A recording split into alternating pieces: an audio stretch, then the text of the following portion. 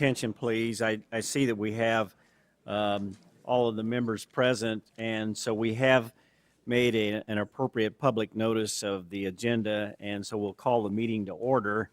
And the first item would be to go through the minutes of the last meeting. They've been distributed. Are there any amendments, corrections, or deletions to those minutes? Can I have a motion to adopt the minutes? Chairman, I move adoption of the minutes. It's been moved and seconded. The minutes be adopted by voice vote. All in favor say aye. Aye. Okay, thank you. Now, we have put a proposed agenda on the table. It's been distributed to all the members and released to the public. Are there any amendments to the proposed agenda? Seeing none, we'll move forward and place the agenda on the table for discussion. So looking at the order of process today, we have some university projects that, and I see that Tom Morrison is going to present them. I guess everybody came to see you today, Tom. Is that why we have a full room?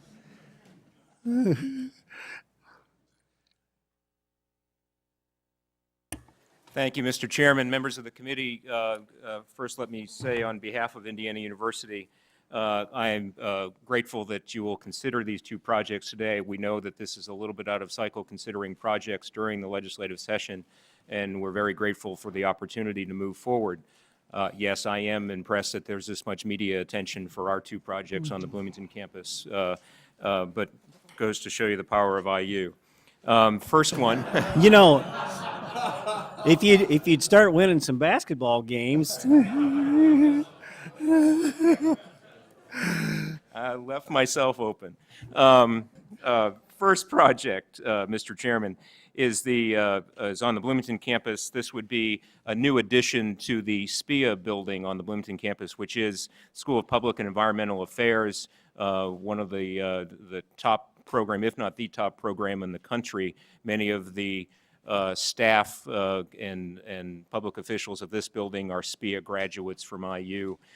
This would encompass an addition for the graduate programs, which would allow us to add on to the building and then repurpose space within the existing building for undergraduate programs. It is a $12 million addition, 30,000 square feet. $4.6 million is through philanthropic funds, mostly through a gift from former U.S. Treasury Secretary Paul O'Neill, who is an IU graduate, and $6 million of indirect cost recovery through research productivity, and then $1.4 million of R&R, which is a renovation of the existing building. Be happy to answer any questions on that project. Questions on this project? You say the indirect cost recovery. I was curious. That's a new term for me. As former Representative Espich says, every time we see a project, we got a new explanation about where the money came from. Tell me a little bit about what that represents on the funding source. In any graduate program that is research-based, which of SPIA is, there is grant activity, primarily from the federal government, that generates an indirect cost recovery, them paying for our services to provide that. And so we take a portion of that to put aside for infrastructure because they're utilizing resources, and so therefore this is a use of that. I appreciate you dedicating it to that purpose then. That makes me feel better. I'm glad I asked. Thank you, Mr. Chairman. Item number 2. Number 2, also on the Bloomington campus, is a renovation of Reed Hall Phase 2. Reed Hall is the largest residence hall we have on the Bloomington campus, 360,000 square feet, a little over 1,000 beds. This will keep the facility in its current format, but renovate the entire building. We just completed the renovation of the lobby and the dining facility in Reed Hall. Now we'll move up into the rooms and the floors. It will new plumbing fixtures, HVAC. We'll be installing air conditioning in this building, and that is by far the most popular item that we're doing with our students. New elevators, new roofs, new windows, fire alarm systems. And so this project is $20 million, and it will be funded from auxiliary revenue bonds to be paid back by residence hall funds. Questions? Thank you, Tom. Next, we have Steve Acard here for the IEDC. Steve, I think you have, is it one or two? One item for our review.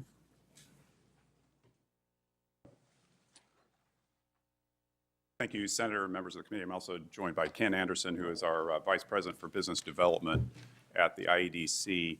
As you're aware, the EDGE incentive tax credit generally takes the form of incentive credits offered for new job creation that is performance-based. Those credits aren't awarded until those new jobs are created. In this particular case today, we're presenting RDOG Glass, which is an EDGE for retention project. So the new job creation is a distinction with our traditional EDGE credits that we would offer. We've averaged about one EDGE for retention project a year, so they're not at all common for us. RDOG Glass is an inheritor of the heritage of Glassworks in Muncie, previously preceded by Veralia and Saint-Gobain, and before that, the Ball Corporation.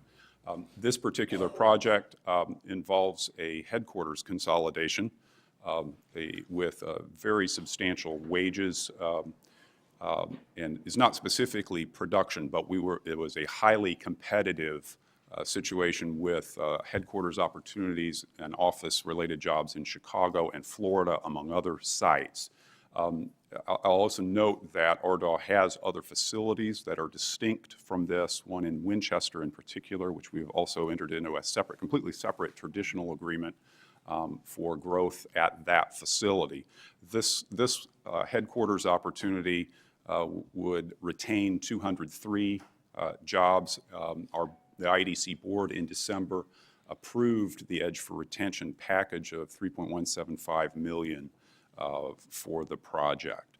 We would structure this like our traditional EDGE deals, even though the statute does not require it, but we would structure it over a 10-year period, so the commitment would be to remain in Indiana for 10 years. So it's a 10-year commitment, and then the actual incentives are composed of what, credits on income, or are they, do they have to do with? Of the relevant the tax liabilities, which largely would be income. And Okay. Questions for Steve on this item? Okay, thank you, Steve. We need to have an annual report on the from the Board for Depositories. We have Chris Connor here. Is this the PDIF fund, Chris, or? Okay.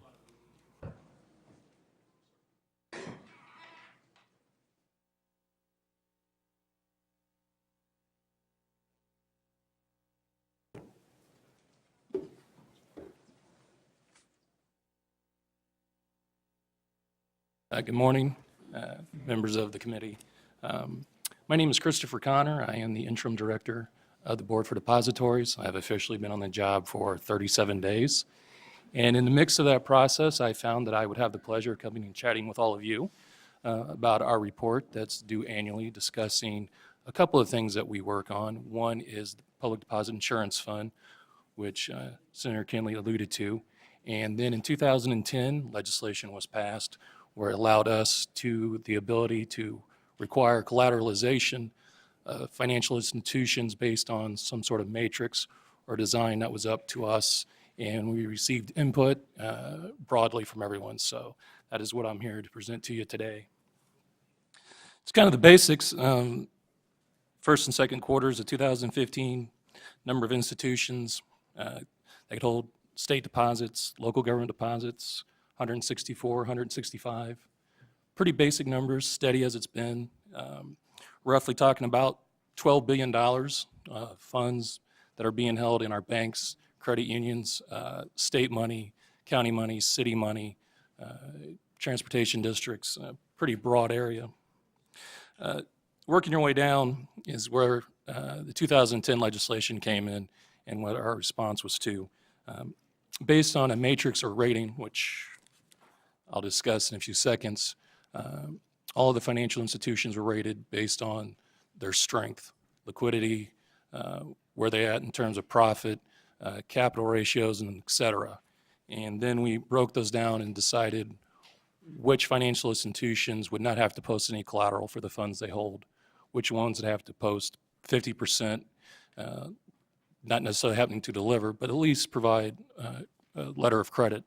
And then finally, we've got the group that must report to us daily and provide 100% collateral. And the fourth category are institutions who voluntarily post collateral 100%. Mostly larger financial institutions who have to provide this sort of thing in other states. So to them, this is pretty routine. You can take a look at the graphs and that in the back. I will not bore you, but I will say, I feel on the average, on the whole, the financial institutions and the strength has been going in a positive direction. So what is the form of the collateral when they have to do a collateralization? Sure, it can be several things. If most people do go get a letter of credit from a Federal Home Loan Bank, Okay, they can also post treasuries, securities. okay. And in the cases where you only have a few cases where you're requiring any collateralization. And so are those all done by letter of credit as a matter of course, or do you have somebody that's using another, I don't want anybody identified, but are you using, is it all letter of credit? I'm just curious as to how it's really working. Most of the people who pledge, who don't have to deliver 50%, do use a letter of credit through Federal Home Loan Bank. Your 100% collateral, which, as you can see, there's 2 in 1, most of them do deliver securities, and they do have to report to us every day. And the volunteers who have to provide 100% collateral, they usually do government securities as well. So it says voluntary 100%, and there's a 100% category. So what's the distinction? Why would they voluntarily provide 100% collateralization? There are 2 reasons. One, as I said, some of the larger financial institutions have to provide collateral of 100, 101, 102% in other states. And Okay. so we would just be a kind of a, I'd So say. they just do this as their own business practice, and they're doing it with you here in Indiana as a matter of their own business practice. If they voluntarily provide collateral for 12 months in a row, if in case the dreaded fee would be back on banks, they would be exempted from it. Okay, so there is an advantage to them to give you a voluntary 100% collateralization, which was the fee would not attach to them as long as they were willing to 100% collateralize. If they're willing to do that for 12 months in a row, if the fees would be put back on, which has not happened since 1985, Okay, so there is an advantage to them. okay. Chairman Brown. Thank you, Senator Kenley. On the banks that on your graph are either 50 or 100%, do the local political subdivisions aware of what institutions may have to collateralize, and does that make them change their behavior where they deposit money? I don't think it changes their behavior. I cannot discuss specific financial institutions with you, but yes, the locals are aware of institutions and their situations. But I don't think that changes anything. Even the ones that are providing 100%, they're really making effort to be transparent with us. And I've talked to them, and they're really trying to be transparent with the local government entities. So I don't see where that necessarily is affecting them. I'm assume that they are working very hard to do that. So. And then lastly, we're going to talk about the famous PDIF fund. That is the other piece of the puzzle. The PDIF, as it says, is basically the FDIC insurance equivalent for us for money held in our depositories. It can be used as a backstop, or if, heaven forbid, there would be a closing of a financial institution, then that money could be used to recover some of that. Roughly, there's about $300 million. And it covers public funds. It doesn't cover all depositors. It covers public funds. It's public entities who have deposits there in those institutions. Roughly $300 million. The The fees, which generated all of that, has, as I said, has not been in place since the early 80s. We did note, and I think there's some appreciation, there was an outstanding loan for about $50 million that was taken out several years ago by the Indiana General Assembly. I'm not here to speak to that, but in 2010 or 11, they were not, you guys saw your way to start paying us back in a sense. And every fiscal year, $5 million does come back to the PDIF, and we have 2 of the 10 years in, so there's still $40 million outstanding. In the last sentence of that report that says collateralized assets represent 18.99% of the average daily balance. So are you saying that the 300 million is 19% of the total public funds out there? Take all the average of all the public funds that are out there and ones that are covered by the collateralization program itself, plus you add in the 300 million, you would roughly come up with that percentage. Okay, so you got to include the collateralized element in that to get the right number. Okay, thank you. Other questions? Well, you did great for your first time, Chris. Much appreciated. We'll see you next year.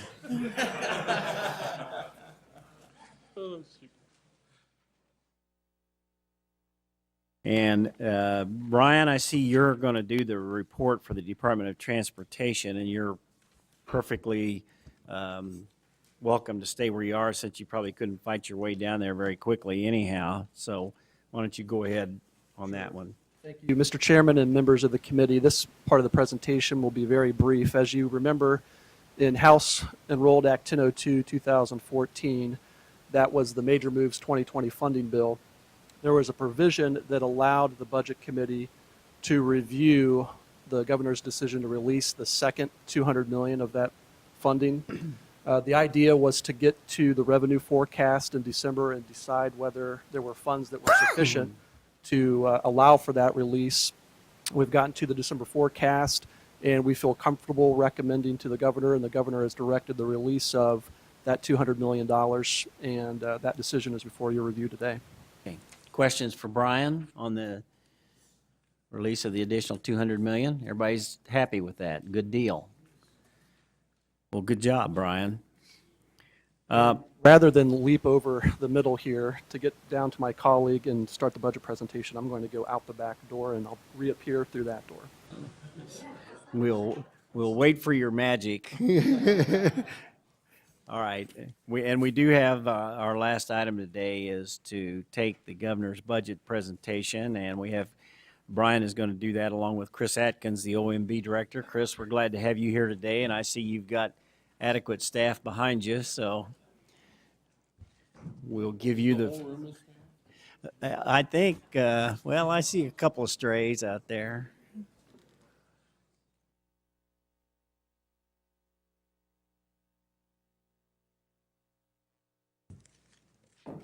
Karen, did, when you got briefed, were you briefed just the Senate, or did you get briefed?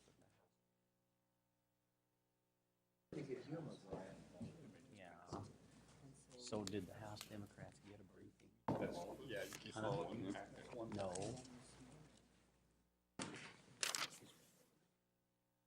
Watch yourself.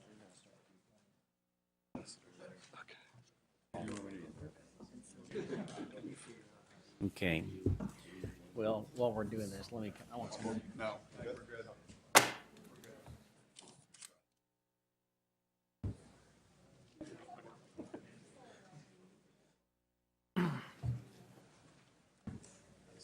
Anyone here? See anyone? Huh? See anyone? Making long distance calls. No, I think you have.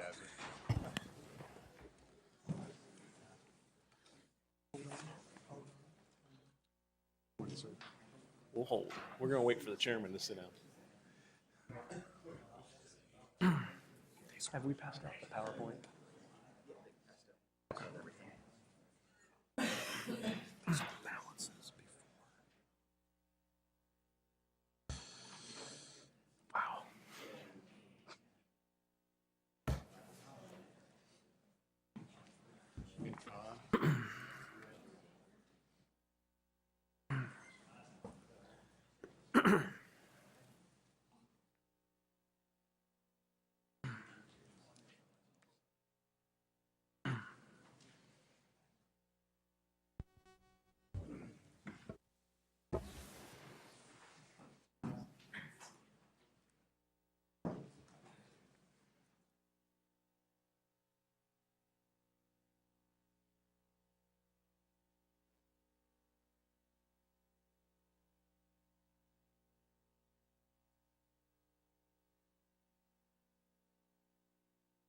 Yeah.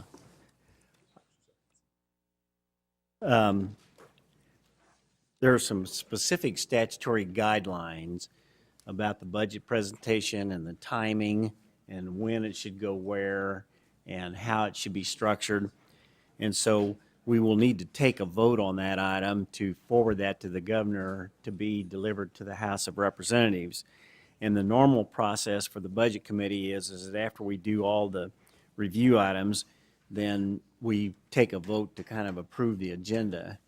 And so I think it'll be simpler if I would go ahead and take our normal vote on all of the rest of the agenda, and then we'll take the vote on the budget pursuant to Title IV of the Indiana Code. That way we won't be getting the whole thing mixed up together. So unless somebody has an objection to me proceeding that way. Okay, so you're moving that we approve the agenda as presented, and there has been a second. So all in favor of approving that agenda signify by saying aye. Aye. Okay, thank you.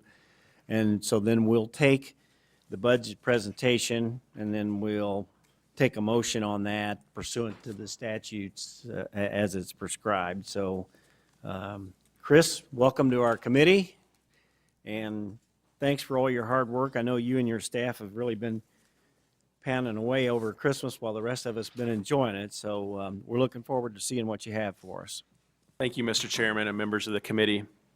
I am Chris Atkins, OMB Director for the Governor, and you all know Brian, who serves on this committee, head of the State Budget Agency.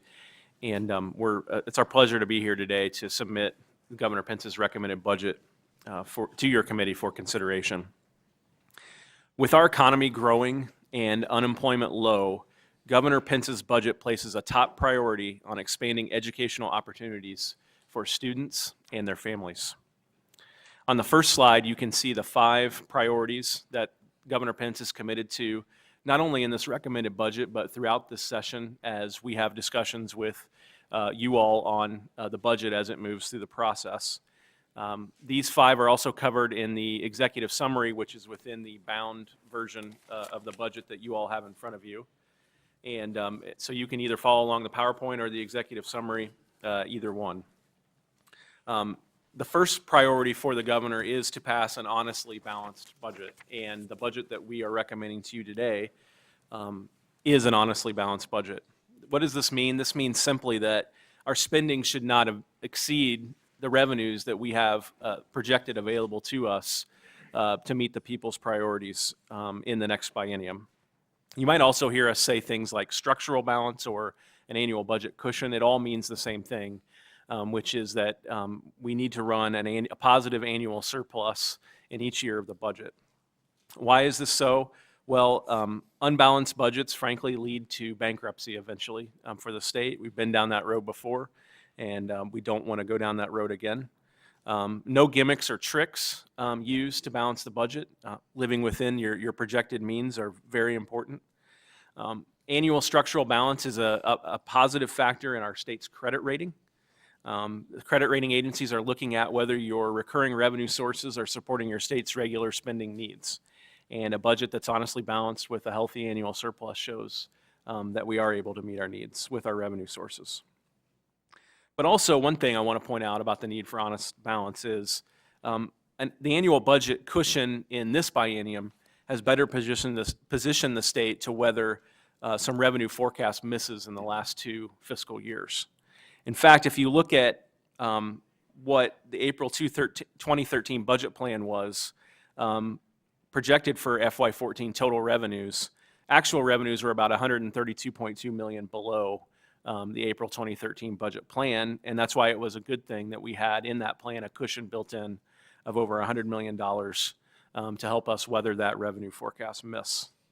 If you also look at this fiscal year, projected total revenues for this fiscal year are about $240.7 million below the April 2013 budget plan. And it's, again, a good thing that the April 2013 budget plan had a cushion of almost $260 million, because the cushion helped us avoid tougher choices that we would have had to make with the people's money. So if you go to the next slide and you look at total revenues over the past 2 years projected or estimated for this year and the next two, you can see that we did have a total revenue decline in FY 2014 from FY 2013. And then the revenue forecast projects total revenue growth of about 2% in FY 15, 2.4 in 16, and then 3.2% in FY 17. So good news in the sense that that's based on our belief that our economy is growing and is strong, and that we are going to have projected revenue growth this year and in the following 2 years. If you go to the next slide, if you add in spending, both actual and projected in the governor's budget, you can see that the key to honest balance is to keep our spending beneath which is in the yellow bar, beneath the blue bar, which is revenues. And that's the key. And as you can see, we're projecting that we can have a healthy increase in spending to meet our priorities and stay beneath the growth in revenues to keep that cushion in case the revenue forecast turns out to not be correct. If you go to the next slide, you can see that's simply the difference, projected difference between revenues and spending, actuals for 13 and 14, projected for 15, 16, and 17. And you can see that at the end of 2013, the state did run a very healthy annual surplus, $482.6 million. In the last budget session, we made some choices that on the spending and the revenue side that have lowered that amount, but under the governor's recommended budget, we are projected to get almost back to that amount in terms of an annual surplus at the end of FY 17. Second strategic priority for the governor is that we hold the line on spending. And this reflects the governor's belief that we do believe we need to be cautious. The revenue forecast does project growth over the next 2.5 years. But given the experience we had, particularly in FY 14, where total revenues came in lower than the year before, caution is warranted. And a good goalpost for that caution, the governor believes, is the 10-year average inflation rate, which is 2.06%. And the governor's budget holds spending growth well below that 2.06% at 1.34%, while leaving plenty of room for different policy choices as we have our discussion over the next 3.5 months. Why is this important, and why does it have several advantages? It recognizes that every dollar that we spend here is first earned by a hardworking Hoosier. Holding line on spending prioritizes their income growth at least as important, if not more so, than the growth in state government spending. Also, again, as I noted, recognizes that we have had ups and downs in our revenue growth in the last 1.5 years, and a cautious approach on the spending side will help cushion us against similar ups and downs over the next biennium. And also, it requires us to prioritize the needs of the people and figure out what is most important to them, what can best grow their incomes and create jobs for them. And particularly in this budget, what can best create more educational opportunities for students and families in Indiana. Third strategic priority for the governor in this budget is to maintain adequate reserves. He believes we need to keep a healthy reserve balance of at least 12.5% of appropriations. And the governor's recommended budget contains projected reserves that are over that 12.5%. At the end of this year, we're projecting we'll be at 12.8%. At the end, and in his budget, at the end of 16, we'll be at 12.9%. And at the end of 17, we can't really calculate that without a lot of guesswork because we don't know what FY 18 spending is going to be yet. Chris, I might interject at this point. The past history that we have with respect to the surplus, there's a lot of discussion about how much surplus we should maintain and what we should have.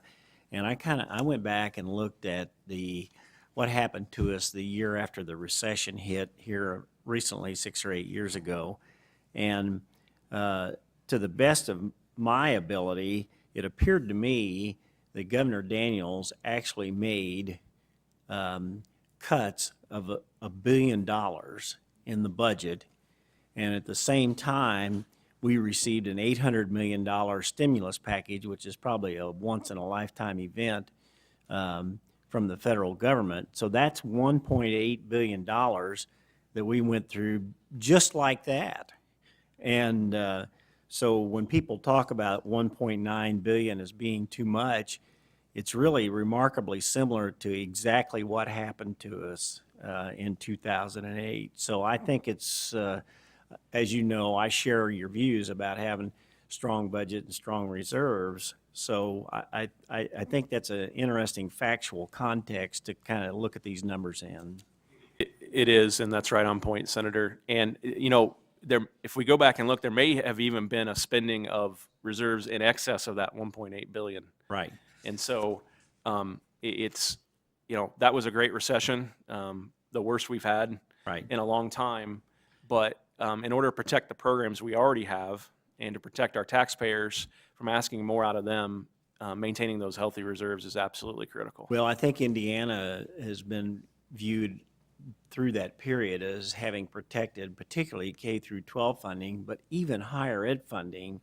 Our effort on the behalf of that was about 20% better than all the rest of the states in the nation. So the surplus is what gives us the ability to do those things. And if you look at the next slide, Brian, I think, Senator, we just covered most of the first three sub-bullets there in your question and answer.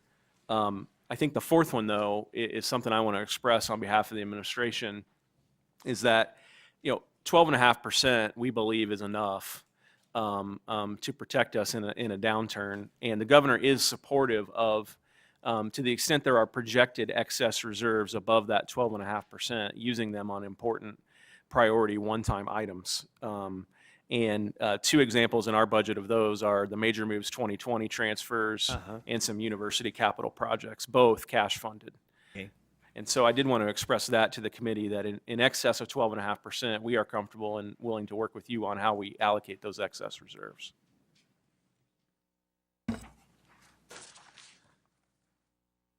Fourth strategic priority in the budget is to fund our priorities. And the overwhelming priority in this budget for the governor is education and educational opportunity for students and families.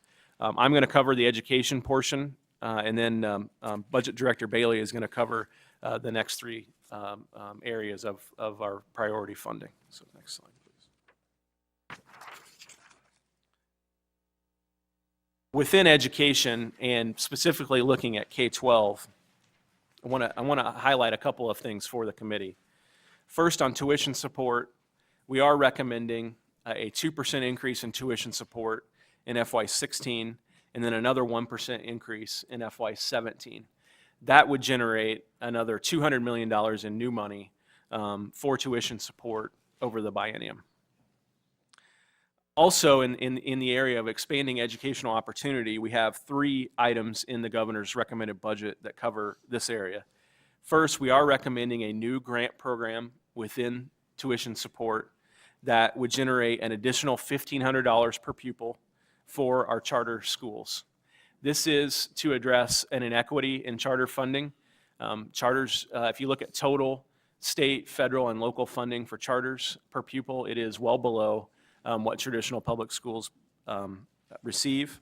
Also, we believe, we're concerned that there are some charter operators who we want to be here, who can help provide quality seats for our students, who won't look at the state because of our current financing Chris, structure. do you think that do you intend to have the $1,500 go to a charter school that has an F on its report card?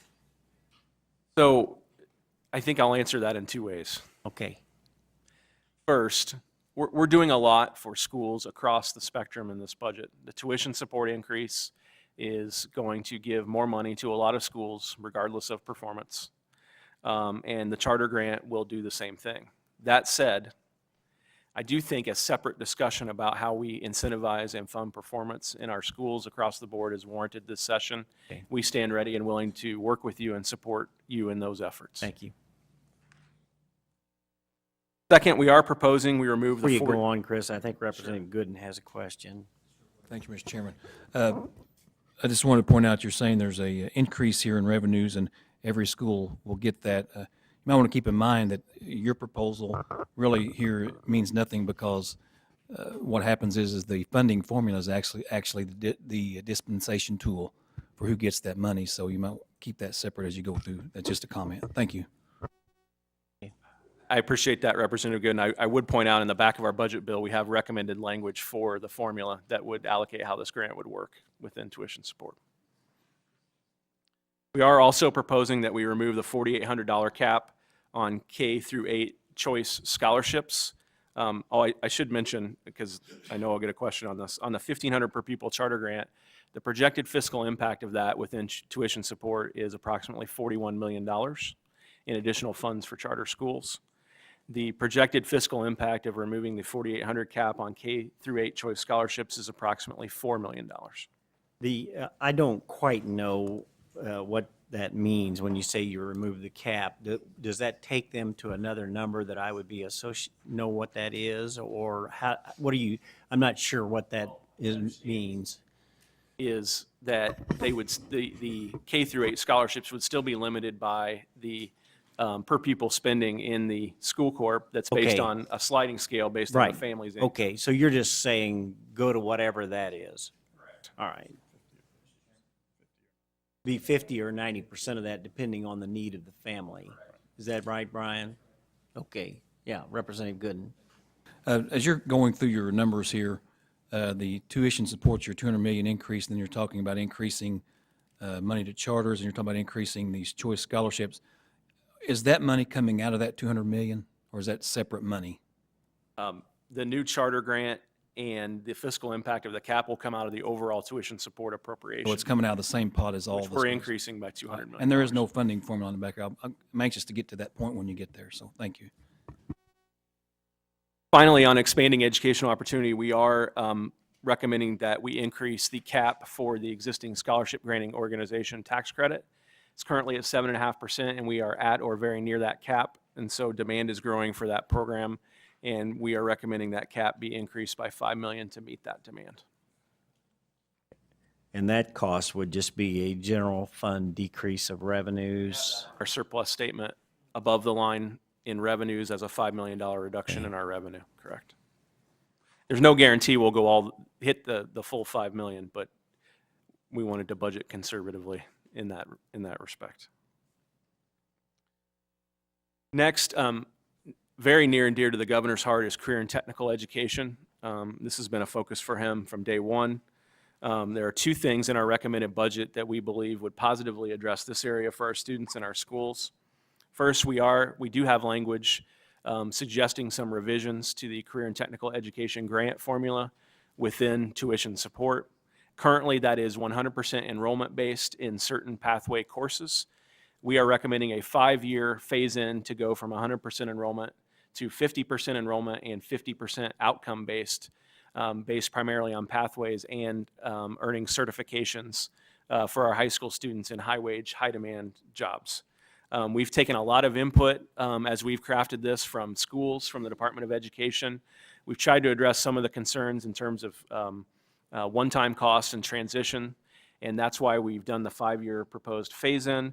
It's also why elsewhere in the budget we've increased capacity and transition money for our schools by $20 million to help them move towards hitting their targets on this new formula for career and technical education. Finally, we do have a $3 million or 10% increase proposed in the teacher performance grant appropriation within the budget. We have a $10 million appropriation for permanent funding for our pre-K pilot at the FSSA. And as always, as a matter of first priority, we do have $65 million in new money in the budget to fully fund our teachers' pension obligations. Chris, the items, the 20 million on the CTE and the teacher performance grants, are those separate appropriations, or are those to come out of the $200 million as well? The CTE formula will be within tuition support. Okay, The CTE capacity building that we mentioned there is under the Department of Workforce Development, under the Indiana Works Councils. And the teacher performance grant is a separate appropriation.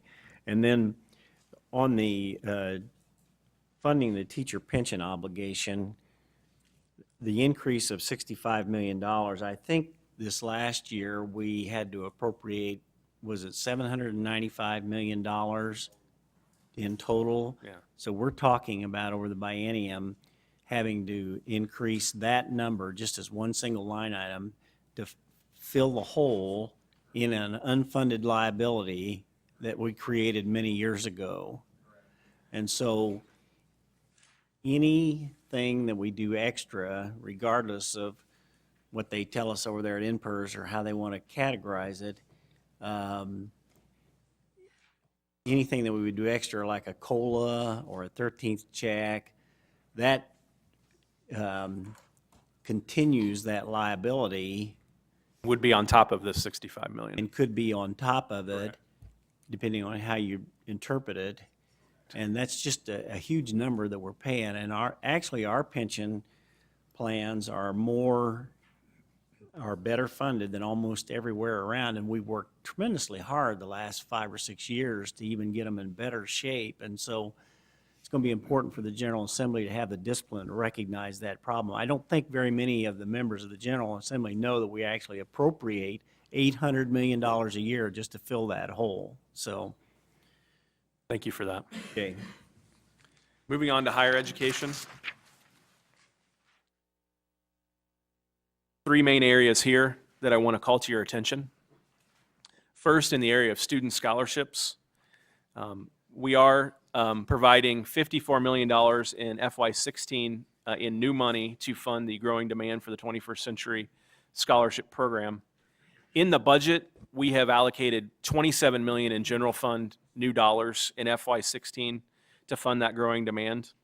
And then, because this growing demand is one-time in nature in FY16, we identified another $27 million in unspent and unneeded prior year Medicaid funds that we will transfer over to the CHE to help meet this demand in FY16. And then we fully meet the demand out of the general fund in FY17. On operating and line items for our universities, we are recommending a 1% increase in each year of the biennium, which will generate about $13 million in new funds for our universities. And on university capital, we are recommending in year 2 of the biennium that we fund priority 1 projects for each university, that we cash fund those in the second year of the biennium. We consider that funding those projects out of projected excess reserves. So you're really saying that the university projects are all contingent on having the reserve? Correct. We would urge that those revenues materialize. Yeah. And that we see those revenues materialize in 17, then obviously come to this committee with the recommendation. Well, I'm not trying to push back at you. This process, this is the governor's best opportunity to present their thoughts. And the purpose of the hearing today is for the governor to have a full and fair opportunity to say, this is where I think we ought to be going, and this is what I think we ought to be doing. And so the legislature, the House, and the Senate are going to have their turns later on, and that's why I'm asking the question, so that we can just kind of get the best feel that we can for what you're really putting on the table here. A couple of things too, Senator, that I would add is, we are projecting in our recommended budget a $482 million above the line balance for the budget. If that does materialize and carry through to the bottom line, we will be able to, we think Sure. we will be able to afford these projects. Well, that's a very responsible way to go about it. And I just want to make sure that everybody understands that's what we're doing here. I will now turn it over to Mr. Bailey, who will carry us through the rest of the presentation. Any questions of Chris before we go on? Okay. Thank you, Chris. Thank you, Mr. Chairman and members of the committee. Along with funding expanded educational opportunities, the governor has made it a priority of continuing to fund those who are in need. The next slide shows a list of fully funded Medicaid forecast expenditures. This is a $16 million and $92 million increase and fully funds the Medicaid forecast that was presented to us the last meeting. The governor has also directed $11 million to fund the Department of Child Services state adoption subsidy. This will fund all of those who are eligible for that subsidy. Brian, on that department, when we had the Budget Committee hearings in the last couple of months, there was some question as to the caseload standards that we had and the number of people that we have to fill those slots, and there was some discussion. Have you all had a chance to look at that issue that was raised and provide some thought, analysis of what you think as a budget agency you want to do on that you could share with us at this time? Great question, Mr. Chairman. There are two factors that are playing into the 1217 standard. I assume that's what you're referring to. Right. The first factor is whether DCS can hire and maintain a number of family case managers that can meet that standard in each of the 19 regions in Indiana. In calendar year 2013, they hired 136 family case managers and 75 family case manager supervisors. The following year, they added 110 more positions for family case managers, and that need is not enough to meet that 1217 standard. Another factor. They have been hiring. And they have positions that they've added the last 2 years, but it is not sufficient to meet that standard. Okay. The second factor is that they have taken burdens off the family case managers and have shifted them to new positions. There are specialist positions within the Department of Child Services, for example, foster care specialists, residential placement specialists, hotline intake specialists that are performing duties that the family case managers used to perform. So with that offload of those duties and the challenges that DCS has to maintain the family case manager positions, they've decided to commission a field audit of the 1217 standard. That standard was placed into Indiana law in 2007 as a recommendation of the Child Welfare League of America. And their goal there is to understand the 1217 standard better in terms of their operations and determine if that is still the standard that Indiana should operate under, given some changes that they've made. So you and the department, along with the governor's office, have been analyzing this situation to try to deal with what may or may not be a problem, but you're working on it. Yes. So that's why your budget reflects what it does, because you're working, you have these other thoughts as you're moving forward. Is that right? On this as we move forward, and an important part of that solution is the field audit that DCS is commissioning. Good. All right, thank you. Thank you, Mr. Chairman. The governor has also identified the need for reducing infant mortality in Indiana. We are allocating $8 million to the State Department of Health for that effort. $2.5 million of that is for a mobile web app for at-risk mothers. $5.5 million of that is to enhance prenatal care for at-risk mothers and infants. The budget also allocates $1.1 million for infectious disease preparedness at the Department of Health. Included in this funding are positions for 3 epidemiologists, a microbiologist, and others to help in the efforts to protect against and fight against infectious disease in Indiana. The governor's budget also increases domestic violence shelter funding by $1 million. That's a 28% increase. And for Department of Corrections, again, serving those in need and protecting the state's citizens, the governor's budget is funding $43 million increases for the operations of Department of Corrections, and then $51 million in cash funding for new cell houses at Miami and Wabash Valley Correctional Facilities. Moving on to the next priority, this is the third in the list of the priorities we've covered today. This is the economic development and job growth priority. At the top of the list, I mean, as you know, we've released and you've reviewed the $200 million that is being released in 2015. These are additional dollars for fiscal 16 and fiscal 17. $100 million has been funded in the budget in fiscal 16, $200 million in the budget for fiscal 17. This is for the same purpose of the Major Moves 2020 Construction Fund. It's to expand highway capacity in Indiana. The next point is the Regional Cities Initiative. This is a program that is designed to attract talent and improve quality of place in Indiana. We are funding that at $84 million over the biennium. There is an increase for tourism funding of $2.6 million. That current appropriation is 1.2, so this is tripling that appropriation.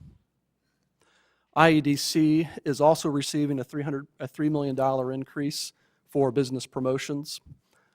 And DWD is being given augmentation authority so that in 2016, if there's the ability to pay down the balance in the UI trust fund, and to avoid the penalty in 2017, there's authority to do that. If that penalty is avoided in 2017, that will save Hoosier employers $370 million, or about $147 per employee. The governor's recommended budget also increases funding for Veterans Affairs. Ann? The budget authority to do that on the UI, is that bonding or cash? That would be cash out of the general fund. And is there an amount on that? There's not an amount. We have been reviewing this over the last few months. A projected amount? The initial projected amount could have been as high as 50 million. DWD, after having a few more months of collections, believes that amount is much lower, and we may not even need that funding through this line item, that the FUTA penalty may be just taken care of through normal collections. The IU Medical School in Evansville is another cash-funded project for universities. That amount is funded at $19.2 million. Again, this is cash funding in fiscal 17, and in keeping with the desire to make sure that the revenue is there to support those capital projects, we have allocated these dollars in fiscal 17. The final bullet here is cell towers. The state of Indiana, through the Integrated Public Safety Commission, owns 150 cell towers that have excess capacity for commercialization. We are seeking public-private partnership language to enhance the value by being able to lease that space to commercial providers. In turn, those proceeds, which we estimate to be about $50 million, will be used to cash fund projects that are outlined on the next slide. Brian, does that 50 million represent an estimate of a total lease payout all at once, or is that just a portion that would be received during that biennium? Total one-time payment. So it'd be an upfront total lease payout. And how long do you think you would have to lease those for in order to receive that payment? Or do you know? Maybe you don't know. If you don't know, I'm not. Term lease, we can get you, I mean, Okay, yeah, and it would be a sale and leaseback arrangement that would generate that kind of proceeds right. in FY16. So as we look at the bicentennial celebration that we're going to have here, that's kind of contingent on both you and the General Assembly being comfortable with that arrangement or lease, or whatever you want to call it. True. It also represented an opportunity for us to find a way. I think it's great that you're going to make this asset work for us. Without tapping any other priorities or I may needs. not be as excited about the bicentennial as you are.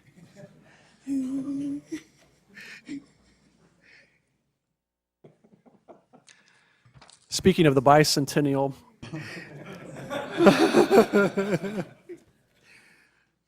this is the final priority in the list of overall priorities for the governor's recommended budget.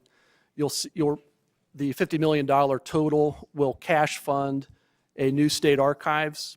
And to anticipate any questions, that location is to be determined, and we're willing and looking forward to having conversations with the General Assembly in determining a location for that. We are also proposing to cash fund a bicentennial inn at Potato Creek State Park in St. Joseph County. This will be the first state park inn that has been created since the 1930s.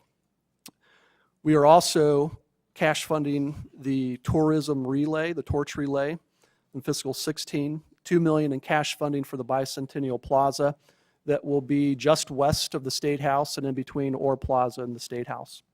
Finally, we are cash funding $2.5 million for an education center at the Indiana State Library. This returns to a fiscal priority of the governor's recommended budget. This is a commitment to incur no new debt, and we were pleased in the last budget with the General Assembly's proposal that was ultimately enacted to cash fund all capital projects in the 14-15 budget. That amount was about $234 million. We believe that is an excellent policy to help safeguard the future of the state of Indiana and the Hoosier taxpayers. We would like to continue that policy, and so our budget cash funds all of the capital projects that are new. We also have, we note here that in the past 2 years, the state has paid off $283 million in existing debt. We look forward to exploring other opportunities with you to reduce debt. And rather than give up ground that we've made the past couple of years in cash funding capital projects and paying down debt, we want to continue that progress in this budget. Well, Brian, I applaud you for this page, and I agree with your overall strategy here because, in a sense, that $800 million a year that we're paying down on these pensions is a form of a debt that we have. And the more that we can eliminate all these kinds of items, then that frees up the current taxpayer dollars that the taxpayers are paying to us right now for the things that are going on that we need to consider whether we need to do or not. I would add to your presentation that before the universities jump up and down and click their heels about how their debt's going down, so they got a bunch more projects they need to show to us, we need to make sure that we have plenty of blue sky, because as we look down the road on our major road infrastructure, with Indiana building a lot of its new economy on the logistics and our location and other things, it could be that we'll have to make some pretty tough decisions in that area. So even if you favor the use of debt, there's a reason why we need to pursue the course that you're pursuing right now. Thank you, Mr. Chairman. Last slide. We're putting 5 priorities on the table, and I think it's fair that we just reiterate how our own budget measures up on these 5 priorities. First, honestly balanced budget. We do run what we believe are fairly healthy surpluses in each year of the biennium, even while funding our priorities in education and other areas. We have held the line on spending. 1.34% average growth over the 2 years in our budget is well below the growth in inflation, which is just a little over 2. We have maintained reserves in excess of 12.5% of appropriations in both years. We have funded our priorities, especially in education, Medicaid, transportation, and the bicentennial. And there's no new debt in this budget, and we have used or allocated a very healthy portion of our projected excess reserves to cash fund all the new capital projects that we're recommending to avoid any new debt. With that, Mr. Chairman, our presentation is concluded. Questions? Questions? Any questions? I had a couple. I noticed on your submission that you have testing and remediation at $45 million approximately. And I'm thinking that this would be a good year for the General Assembly to do a careful financial review of our testing program. And one of the things that we might need to look at, this price tag may not be enough to support everything that Superintendent Ritz was talking to us about. And I wonder if we need to be looking at whether or not the state should be considering a more of an off-the-rack national testing program at our own personal discretion as a state to do in order to meet this budget requirement, because I think there's 2 sides to that. One is the cost, and the other is what really serves us the best on our testing program. And your I'm just pointing out that your appropriation is really no higher than it has been. And so estimates that we need to spend more money kind of go across and contradict that. And I noticed that you had made some recommendations directly, which we can study later and do at our leisure, on how you would construct the teacher performance grants. And so we'll take those into account. And then the other thing I noticed there was quite a bit of language about was these college and career paths analysis that you had done. So those are very detailed and extensive subjects that are going to take a lot of time from a lot of people on your part and ours. So I won't ask any questions other than just to point out that they're in your presentation as part of your thoughts. We would look forward to a discussion considering those a starting point. Okay. Yes, Representative Clinker. Thank you, Mr. Chairman. First of all, I'd like to applaud you for your $300 million for transportation. Thank you. It's well needed, and I'm very pleased that you're stepping up to that plate. I'd like to ask you two questions on DCS. Case manager turnover, as we all know, has been a huge problem. Do you think your categorization that you mentioned will help with that? And also, are you going to continue your adoption subsidy? Representative Budak and I passed that in a commission in the late 80s to help special needs adoption. And actually, many of us did not know that was not being done until the lawsuit. So hopefully that $11 million will address that, maybe in back pay for some of those folks. But is your plan for case managers in recategorization, I think of the levels, going to help with that turnover rate? One of the purposes of the 1217 study that's being commissioned by the Department of Child Services is to study the proper allocation of workload and ways to incentivize and to keep family case managers in employment and try to decrease the turnover to keep those levels where they need to be. Will you offer them a few more dollars? If the field case study shows that more funding is needed to meet those levels, then we will work with you to do that. I think the addition of several new people being added too, so their caseload isn't so high as well, is a key to that too. One other question. I know the governor's priority is to expand charters and vouchers. There was a huge article in our local paper about who's watching voucher money. I know because some money was returned, fortunately, that was not used or used improperly, or whatever the case may be. People were honest and gave back the money.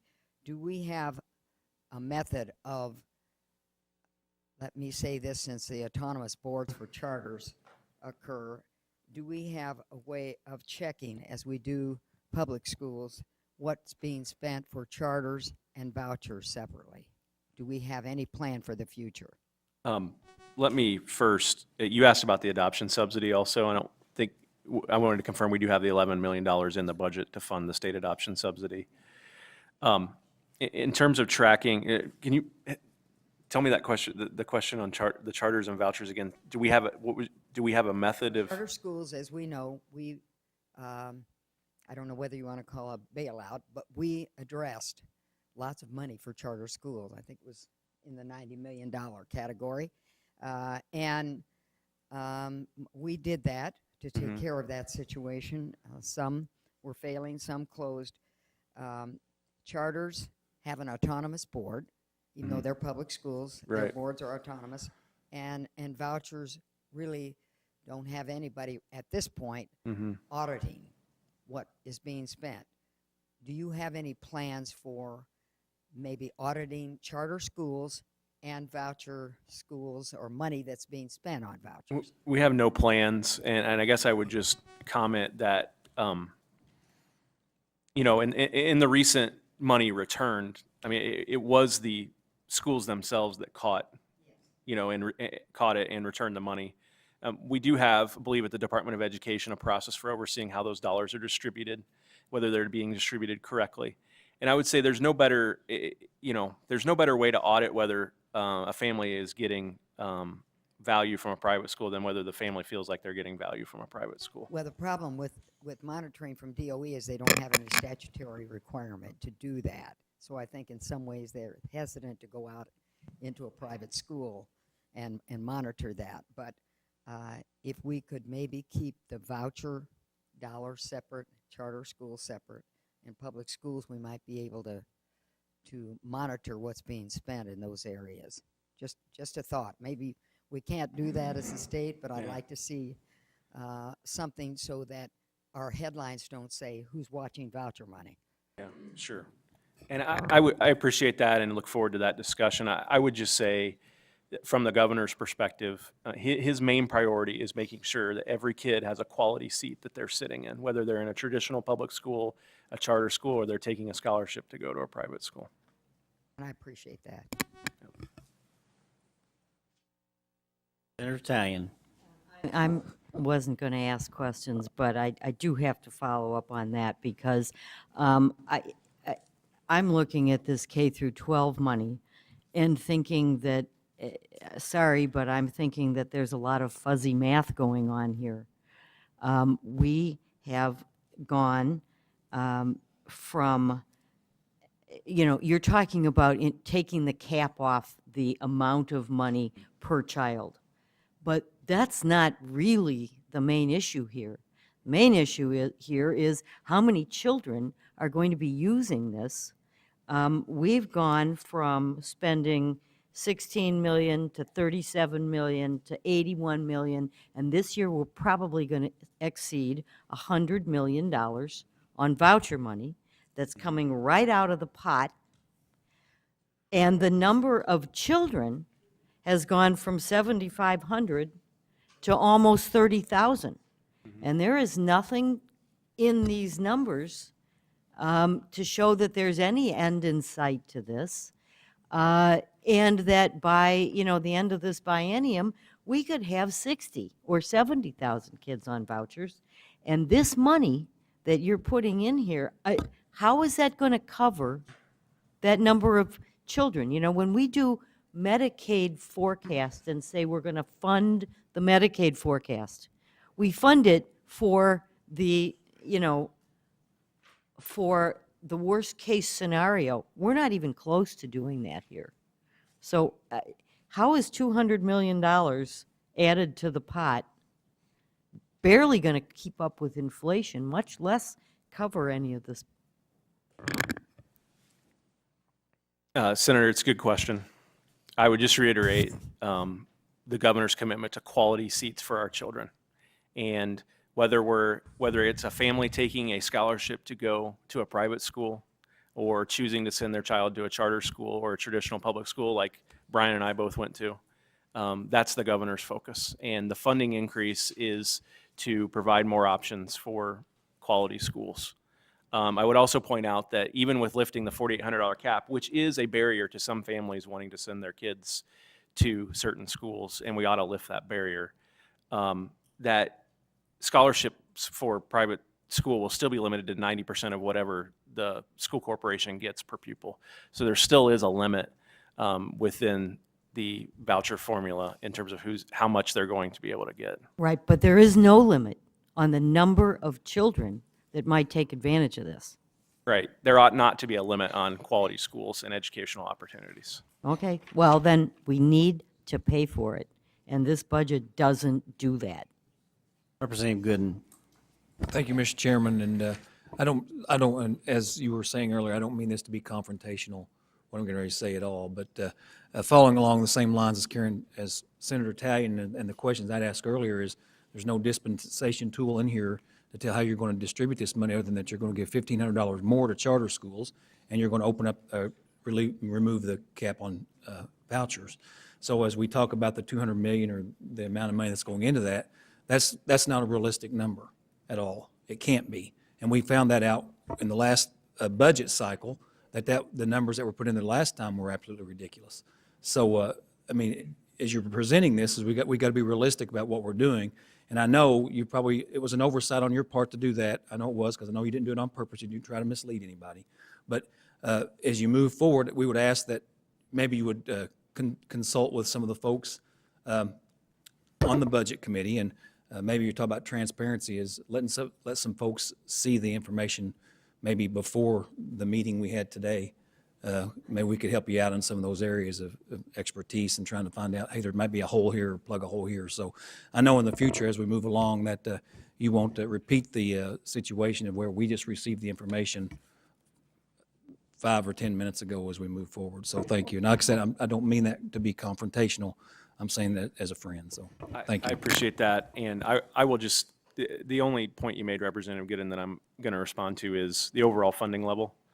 You know, this is our recommended budget. It's a process. We got 3.5 months to consider whether, what that amount is going to be, and we look forward to working with all of you on that. I do think that the administration has crafted a budget in a way that invites the General Assembly to be a partner in the process.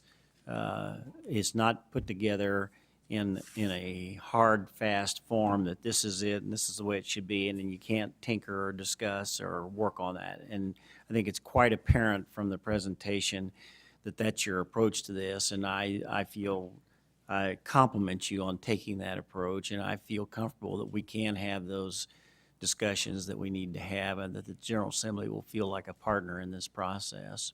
We appreciate that, and we welcome the partnership. Representative Gooden? The same, as we move forward in the process, we just asked for transparency, and we didn't see any of that today prior to this proposal. This is the first step. Matter of fact, the starter hadn't even shot the gun off yet to start the budget process as we move forward. So we know that. I'm not debating the contents as much as the transparency part is, hey, the numbers you hear, maybe they're not realistic because you don't know what they are. Maybe the question, I don't know. But as we move forward, we're just asking to be a part of that process. You don't have to answer. I'm saying it as a friend. I'm not trying to be confrontational. So thank you. Thank you, Mr. Chairman. Okay. Chairman Brown, any comments or? Mr. Chairman, I move that the recommended budget and a separate budget report shall be submitted to the governor in accordance with IC 4-12-1-9. Mr. Chair, I second that motion. Okay. We have a motion and a second. Any discussion on the motion? Senator Italian. Thank you. I'd like to make some comments about this budget because frankly, I find this proposal a little bit shocking.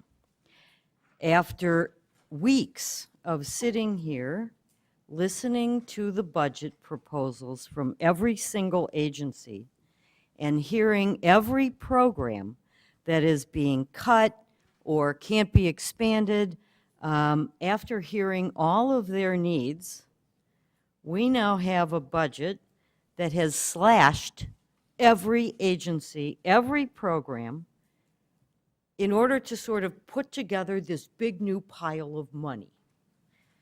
And now we see a proposal that essentially is going to spend $700 million on capital projects in cash, just in cash. It's like, you know, I have to think it's like a family going out and taking all the money that they have and buying a new house with cash and not leaving off anything, not leaving anything left over to pay the electric bill or to buy the groceries. Cash funding of all these capital projects, I just can't believe that we're doing that instead of funding our agencies. You know, DOC is going to get $50 million to build new beds. What they really need is $50 million for probation, community corrections, and treatment programs. We haven't talked about the hole in the school bus funding problem that we have all across the state. Testing, textbooks, all of these things are just being let go in order to accumulate this cash pile. You know, and I'm not saying that we shouldn't build buildings. I'm not saying that. What are you But saying? we've always done it with bonding, and bond money right now is really cheap. I don't understand why we're spending all of our cash on these building projects when our agencies are being decimated. So I don't see this as a holding the line on spending. You're spending the money. We're just deciding that somehow cash projects have become the number one priority in the state of Indiana, and I just can't buy that. So I'm not going to vote to move this forward. Other comments? Just as we vote, are we voting? No, I gather from Karen's comments that she would like a roll call vote. Okay, so the motion is on the floor. Is it understood? Is there any further discussion? I would respond only partially, Senator Talion, in that this is the beginning, as Chris pointed out, of a 3.5-month process. And so we have, we had some good budget hearings the last 2 months, and I want to thank all the members of the committee for giving that 2 months worth of time to do that. And I think there was a lot of discussion about things that we need to go over and work on. And this is the beginning of that process, and the governor's folks have indicated that they are perfectly happy to engage in that. And I think, despite some of your comments, I think they have tried to construct the budget so that it is an item that can be fully and completely discussed. So hopefully we'll get to that point. Yeah, Representative Gooden? No, we're going to do a roll call. Zach, are you the parliamentarian or the roll caller? All right. Okay, so does everybody understand the motion? Okay, thank you. I want to, just a second to explain my vote here. As Senator Talion pointed out, the budget is the start, but it seems to me, I'm quite concerned as a conservative legislator here of the spending spree that the governor has proposed here. I mean, it's ironic that we're talking about a 200-year celebration, our bicentennial, and the governor's spending money like that's going to be the last year we're ever going to be a state, that we're going to discontinue after that point by spending all the cash in the wallet. So as we move forward, you've promised that you're going to be more transparent in the process. I'm going to take your word on that, both of you guys, and of course work closely with the other legislators here. And I'm going to vote yes to move the budget forward for the simple fact that you've given me your word to do that. And as we move forward in the process, as it moves along, maybe we can figure out that we don't need to spend all the cash out of the state's wallet, maybe put some more of that aside. And I'm asking the governor maybe just be a little more conservative in his spending on this. So thank you, Mr. Chairman. So I'll vote no. Aye. Thank you. Just a moment. I think, we have a population of about 6.8, 6.9 million people, so we probably have 6.9 million different ideas of how we could spend money out there. And so I think this is a prudent way that represents the state of Indiana on how to move forward. We will drill this down to 100 members of the House and 50 members of the Senate, and there's going to be 150 ideas, or maybe more. Maybe 300 ideas about how to spend money. But I think this is a prudent, honest, responsible first step, so I vote yes. Aye. Okay, we will forward the budget recommendations and the what do we call the other thing? The budget report to the governor to be reported to the House of Representatives, and enjoy ourselves. Is there any further business to come before the Budget Committee today? Thank you for being here. We are adjourned.